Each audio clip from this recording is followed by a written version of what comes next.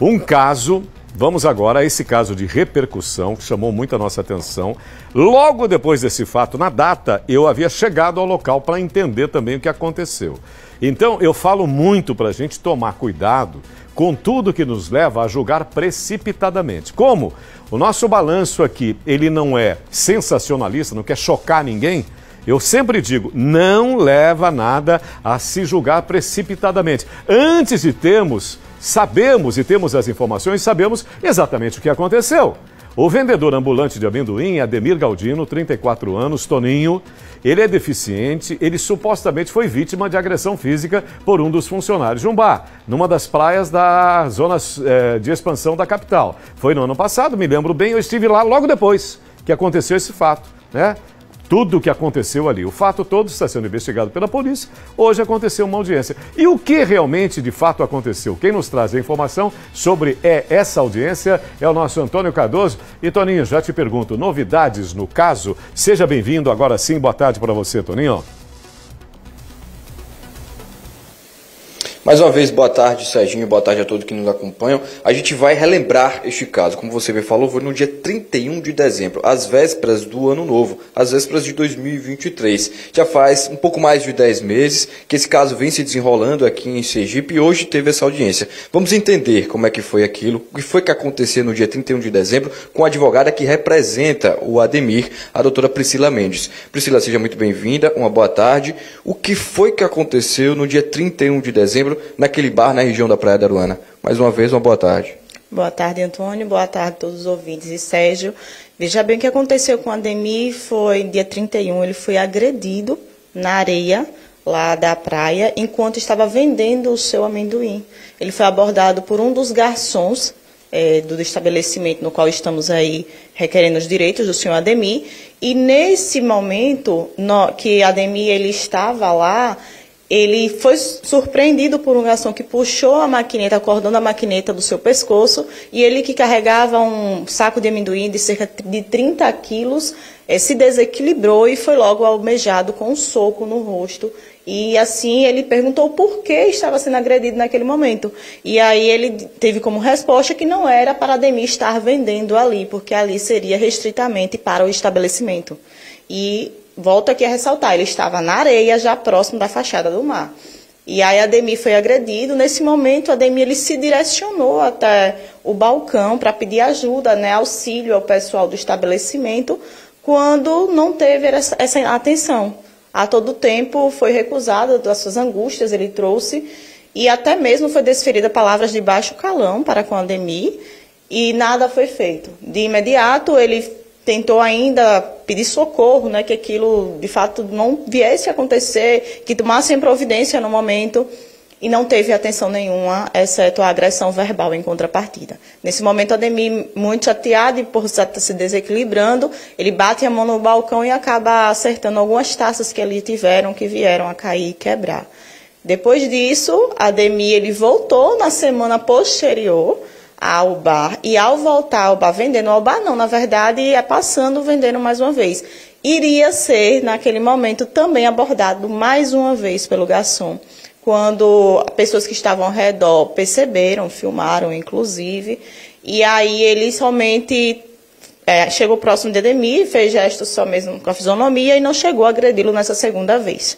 Foi quando, uma semana após, Ademir ao procurar, porque eu presenciei essa segunda parte. Eu não era sabedora, eu, na verdade, acabei estando sentando lá no local com a minha família, quando, de repente, eu percebi que tinha algo estranho entre o garçom no momento que já estava se aproximando de Ademir. Mas ali, naquele momento, não teve mais nada. E ele começou a relatar, e quando ele começou a relatar o que tinha acontecido na semana anterior, aquilo me deixou chocada diante do que tinha acontecido. Não só a mim, como pessoas que estavam próximo, tinham repórteres que estavam lá, inclusive de outro estado, e que ficaram abismados diante do acontecido. Dias posteriores, Ademir nos procurou para poder, assim, arguir o que é de direito dele, e nós fomos buscar, e hoje tivemos essa audiência na esfera civil.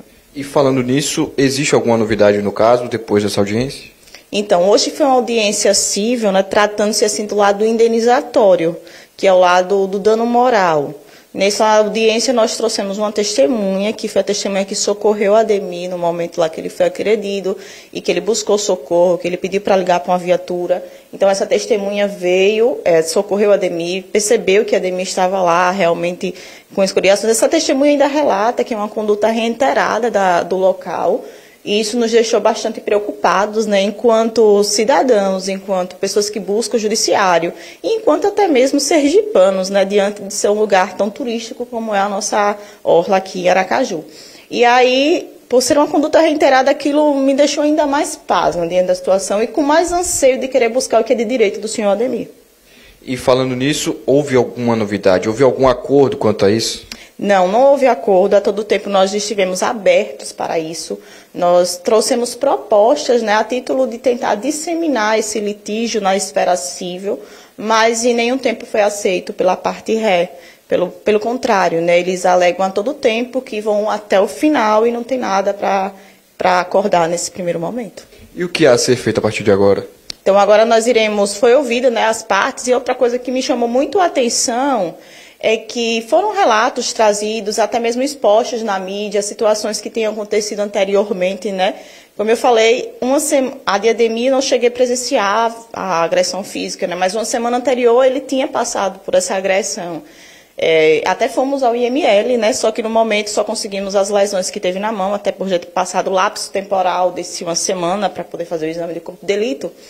E aí, ao indagar na audiência, por exemplo, se era sabido pelo proprietário que ali estava representando, né, enquanto preposto, que existia essa conduta aí, ele negou a todo tempo, disse que nunca soube ter existido essa conduta aí de agressão, mesmo anterior à de Ademir. Isso nos deixou preocupados.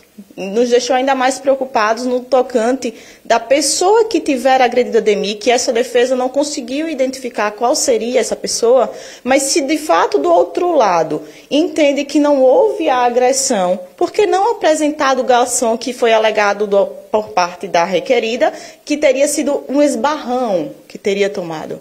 Então, por que não apresentar esse senhor que esbarrou no senhor Ademir, como eles alegam? Em nenhum tempo foi apresentado esse funcionário para a gente. Isso nos deixou também, assim, atentos, ainda mais atentos. Iremos agora para as alegações finais, que tem como prazo dia 31 de outubro. Iremos recorrer, porque batemos na tecla que houve uma agressão, batemos na tecla que houve um constrangimento moral, além de que Ademir é uma pessoa com deficiência física e podemos dizer que, diante do que traz a legislação, isso é um agravamento na pena. Perfeito, doutora. Muito obrigado pelas informações. Qualquer novidade, a gente segue atualizando. Sérgio. Muito obrigado à doutora, muito obrigado ao Toninho também. E tem uma outra coisa que poderia ser muito interessante, né? Expor o seguinte: eu percebo que essa tal judicialização acontece com extrema facilidade. O que poderia acontecer? Digamos assim, olha, não foi bem assim, mas vamos fazer o seguinte. Houve essa agressão, você se sentiu agredido? O Ademir é um trabalhador, o cara é lutador, ele tem lá suas limitações, inclusive de locomoção, inclusive de fala.